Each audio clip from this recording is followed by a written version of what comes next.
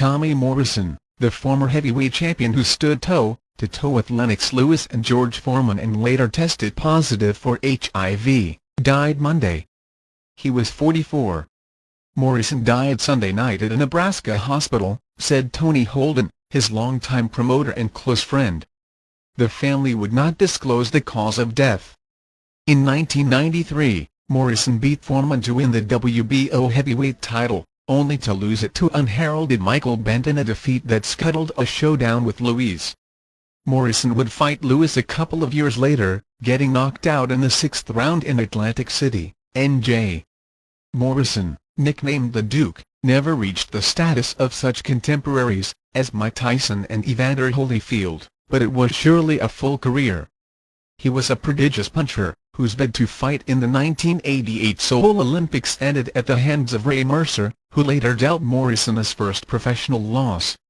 He had a starring role in Rocky V alongside Sylvester Stallone.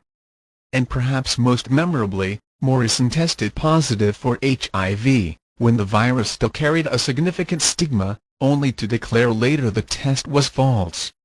Along with numerous legal issues, including a prison sentence that stemmed from weapons and drunk driving, Morrison's name became attached to headlines that would eventually overshadow his work in the ring.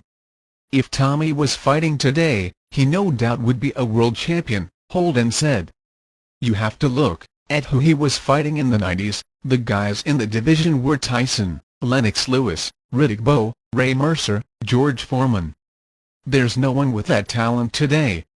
Tommy would absolutely dominate if he were in his prime boxing today. Morrison won his first 28 professional fights, beating faded champions such as Pinkel and Thomas along the way. His career reached its apex in the summer of 1993 with a unanimous decision over Foreman, then in the midst of his comeback, to claim a vacant title. As with so many things in Morrison's life, the good was quickly followed by the bad. Morrison was in line for a high-profile bout with Lewis, when he was upset by Bentt in Tulsa, Oklahoma, not far from where Morrison was raised. He was knocked down 3 times and the fight was called before the first round ended. Along with a stinging defeat, Morrison saw a potential $7.5 million payday for a title unification fight against Lewis wash away. I zigged when I should have zagged, Morrison said afterward. It's one of those situations you have to live with and learn from it. I'll be back. Morrison indeed came back, but he was never the same feared fighter.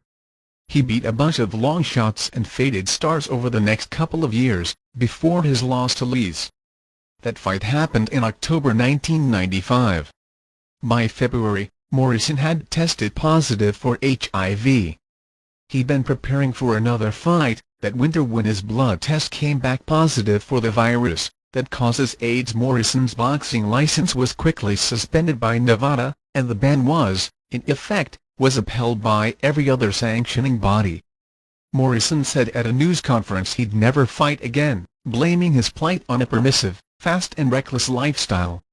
His lifestyle never changed, though, even when he stepped away from the ring.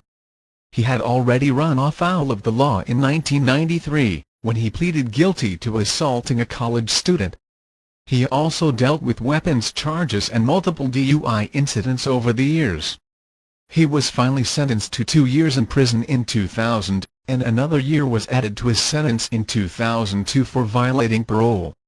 When he was released, Morrison said his HIV tests had resulted in false positives, and he wanted to resume his career. He passed medical tests in Arizona even as Nevada stood by its decision, and returned to the ring. Morrison fought twice more in his career, winning once in West Virginia and for the final time in Mexico. He finished with a record of 4-8-3-1 with 42 knockouts. Tommy's a very stubborn person and he views things the way he wants to view things. That's his right and privilege, Holden said. All through his career, him and I would come not to physical blows but disagreements on certain things. We always ended up friends. That was Tommy. That's the way Tommy took off after he was told he was HIV positive, Holden added. When he first was told, I was taking him to seek treatment and to different doctors around the country. And then he started research on the internet, and started saying it was a conspiracy. He went in that direction and never looked back.